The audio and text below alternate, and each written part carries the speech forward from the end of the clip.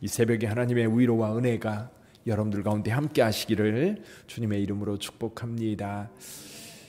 예수님께서 세례를 받으시고 곧바로 사역을 시작하신 것이 아니라 광야로 가셨다 말씀합니다.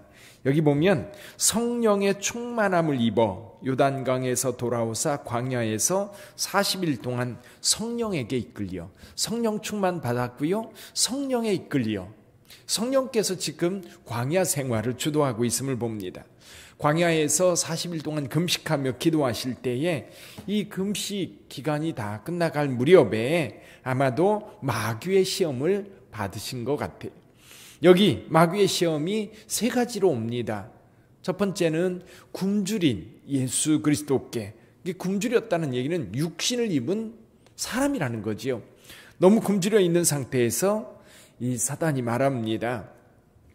내가 만일 하나님의 아들이거든. 이게 참 시험입니다. 지금 예수님께서 하나님의 아들이라고 하는 이 정체성, 하나님의 아들이기 때문에 뭐든지 할 수 있어요. 모든 능력을 동원해서 자기가 원하는 것을 할 수 있는데 그중에 지금 굶주려 있기 때문에 내가 하나님의 아들이라면 이 돌들로 떡을 만들어 먹어라. 내 필요를 채우라는 거지요. 육체적인 욕망이 있습니다. 먹고 싶은 욕망, 또 육체가 원하는 것들이 있는데 그 욕망들을 위해서 내가 가지고 있는 능력, 만약에 예수님께서 여기서 예수님이 가지고 있는 그 능력을 가지고 예수님의 필요를 채우기 위해서 일한다면 하나님의 사명은 사라져버리는 거예요. 회사에서도 마찬가지예요. 우리가 직장 생활하거나 세상에 살아갈 때도 내 유익을 위해서 일하기 시작하면 그 일을 이룰 수 없어요. 내가 회사에 들어가서 회사의 일을 해야 되는데 회사에서 회사를 위한 일이 아니라 나를 위한 일을 하게 되면 결국 망가지는 거예요. 망하는 거예요. 사단이 그걸 노리는 거예요. 두 번째 시험은 천하만국을 순식간에 보여주면서 나한테 전하면 이 모든 권한을 너한테 주겠다는 거. 사람들에게는 권력욕이 있습니다. 지배 욕구가 있고요. 오늘날 정치하는 정치인들의 현실을 이렇게 들여다보면 가관입니다. 이게 정치구나. 이게 사람들의 욕망이구나. 오늘 또 어느 곳에 게시물이 올랐는데 아마 문 대통령을 비판하는 그런 글이었나 봐요. 우리 선배라고 하는 거 보니까 아마도 경희대 학생이든지 거기 출신이든지 그런 것 같아요. 총장, 윤석열 총장을 임명할 때에는 이 살아있는 권력도 수사해야 된다. 그런 강력한 의지를 가지고 윤석열 씨라고 하는 사람을 이제 검찰총장으로 임명했는데 그 칼날이 현재 가지고 있는 이 권력자들을 향하니까 그거를 잘라내려고 애를 쓰고 있다는 거지. 이게 앞뒤 모순인 거예요. 모순. 사실 정치라고 하는 것은 그런 것 같아요. 내가 가지고 있는 이 권력을 유지하기 위해서 수단과 방법을 가르지 않는 거예요. 그래서 수단과 방법 가운데 가장 좋은 게 뭐예요? 사단에게 경배하면서 그 권력을 부여받는 거지요. 예수님께서는 이렇게 말씀합니다. 기록된 바 주 너희 하나님께 경배하고 다만 그를 섬기라 하였느니라. 우리의 섬김의 대상은 사탄이 아닙니다. 내가 뭔가를 가지고 사탄이 주는 어떤 능력을 가지고 이 권세로 뭔가를 행하려고 한다면 그건 어불성설이죠. 오직 하나님만이 우리의 경배의 대상이고 하나님만이 그 모든 것의 주인이라고 하는 것을 우리가 분명하게 고백하고 살아야 되는 겁니다. 세 번째는 뭡니까? 높은 예루살렘 성전 꼭대기에 세우고 뛰어내리라. 그럼 하나님께서 하나님의 아들이 너를 받들어 다치지 않게 할 거냐? 여기 하나님의 말씀을 인용해요. 여기 볼까요? 그 시편 91편 11, 12절에 본 12절을 인용하고 있는데 10절, 11절 같이 한번 읽어보죠. 기록되었으되 하나님이 너를 위하여 그 사자들을 명하사 너를 지키게 하시리라 하였고 또한 그들이 손으로 너를 받들어 내 발이 돌에 부딪히지 않게 하시리라. 여기 시편 91편에 나와 있는 말씀이에요. 그러니까 내가 하나님의 아들이라면 하나님께 너를 보호할 거 아니냐. 그러니까 이건 이런 얘기입니다. 내가 하나님의 아들이라고 하는 것을 사람들 앞에서 증명해라. 내 능력을 증명받고 내 실력을 증명받고 내가 그 직분을 가지고 있다고 하는 것을 사람들 앞에서 인정받아라. 근데 예수님께서 하나님의 아들이라고 하는 것을 스스로 증명할 필요가 있습니까? 없습니까?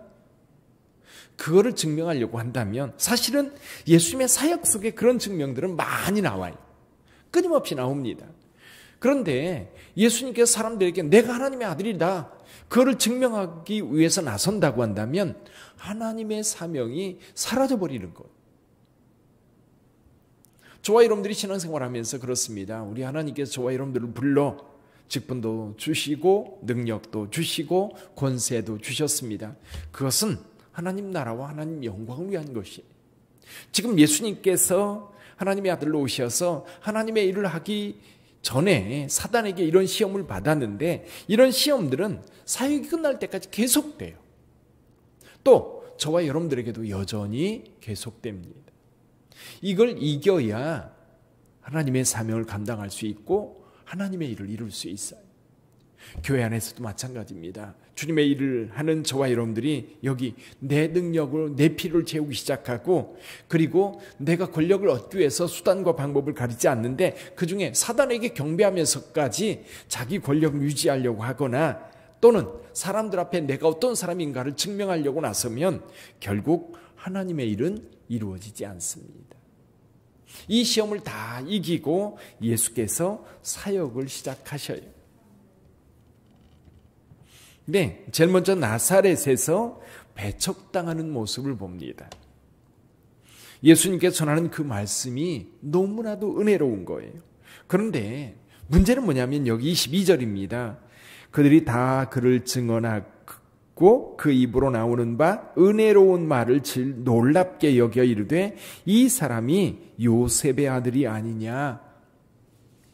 인간적 예수만 보는 겁니다. 그에게 있어서 하나님의 아들, 그리고 그 말씀의 은혜, 이런 것들을 통해서 예수께서 하나님의 아들임을 느끼고 또 그를 통해서 은혜를 받아야 되는데, 사실 나사렛에는 예수님께서 어린 시절부터 자랐던 그 모습을 보면서 예수님이 하나님의 아들이라고 하는 것을 받아들이려 하지 않아요. 그래서 구약 성경에 두 가지 예를 듭니다. 엘리야 시대 때 가뭄이 들어서 많은 사람들이 힘들 때 엘리야가 어디로 보내져요? 시돈 땅 사렙다라고 하는 곳에 과부의 집에 가서 거기에서 머물게 되는데, 그 집은 은혜를 받아서 풍족하게 그 가뭄의 때를 견디게 됩니다. 뿐만 아니라 엘리사 때에 이스라엘에 많은 나병 환자가 있었는데 누가 치유받았어요? 오직 나만이라고 하는 한 사람만 치료를 받았다는 겁니다. 무슨 얘기입니까? 엘리야와 엘리사, 그를 선지자로 인정하고 그의 말에 순종할 때 그들은 하나님의 능력을 받을 수 있었어요. 지금 여기서도 마찬가지입니다. 예수께서 하나님의 아들이라고 하는 것을 분명하게 믿고 그 말씀을 받아들일 때 그에게 은혜가 임하는 것. 그러나 그걸 받아들이지 않으면 이 은혜가 내 은혜가 되지 않는 것. 여기 귀신을 쫓아내고 병든 자를 고치고 이런 많은 죄의 역사들이 이루어집니다. 뿐만 아니라 이사야서에 있는 말씀을 이제 인용하면서 예수님께서 이렇게 말씀하시죠. 18절에 보면 주의 성령이 내게 임하셨으니 이는 가난한 자에게 복음을 전하게 하시려고 내게 기름을 부으시고 나를 보내사 포로된 자에게 자유를, 눈먼 자에게 다시 보게 함을 전파하며 눌린 자를 자유롭게 하고 주의 은혜를 전파하게 하려 하심이라. 이 말씀이 누구에게 이루어지느냐는 거예요. 이 말씀이 누구에게 이루어지느냐. 세상에 많은 병자들이 있고 많은 눈먼 자들이 있고 눌린 자들이 있고 포로된 자들이 있습니다. 많은 사람들이 있는데 그들 가운데 누가 예수님을 통해서 이 은혜를 받을 수 있겠는가?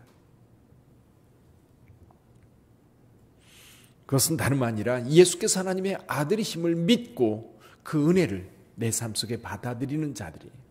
지금 예수님의 소문이 지금 오늘 본문의 말씀을 통해서 계속해서 번져나가고 있는 모습을 우리에게 말씀해 주고 있어요. 사람들에게 칭송받고 예수님의 소문이 그 지역에 파다하게 퍼져나가는, 근데 그 와중에도 믿음이 있는 자들은 고침도 받고 또 예수 그리스도를 통해서 주시는 그 하나님의 말씀을 통해서 은혜 받고 삶을 바꾸고 새롭게 자신을 만들어 갑니다.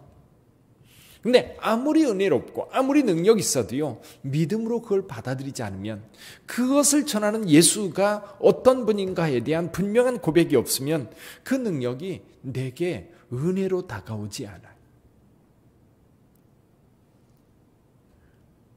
여러분, 구역에서도 마찬가지예요. 구역에서 구역 예배를 인도하는 구역장에 대한 존중함이 있고, 구역장님이라고 하는 이 구역원들의 존중함이 있으면 그가 전하는 말씀이 은혜가 되는데요, 지가 뭔데? 그런 생각을 가지고 있으면 절대 은혜가 안 되는 거예요. 하나님의 말씀을 들고 선자에 대한 권위 뿐만 아니라 뭔가 주님의 일을 책임지고 있는 자에 대한 어떤 그 책임의식 같은 것, 그런 것들을 인정해 주면 여러분 거기에 역사가 나타나요.